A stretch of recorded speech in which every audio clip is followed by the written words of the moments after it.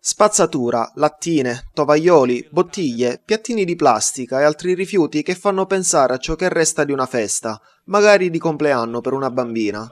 Il tutto visibile in bella mostra all'incrocio di Contrada Priolo a Favara, proprio accanto all'edicola votiva di San Giuseppe.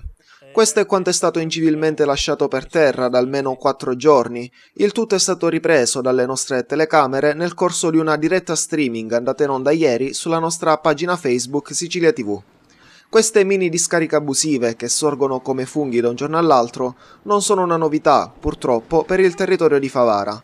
Ma se da un lato non resta che biasimare l'inciviltà di alcuni cittadini che con questi atti mancano di rispetto all'ambiente, al resto dei favaresi e al credo di buona parte degli stessi, da un'altra prospettiva viene da chiedersi perché a Favara buona parte delle zone periferiche sono costellate da spazzatura. Magari, oltre all'inciviltà degli autori dell'abbandono dei sacchetti, potrebbe sussistere un problema riguardo l'efficienza del servizio di nettezza urbana. Ad ogni modo, della presenza della spazzatura è stato avvertito il signor Giuseppe Pullara, responsabile del servizio della raccolta dei rifiuti.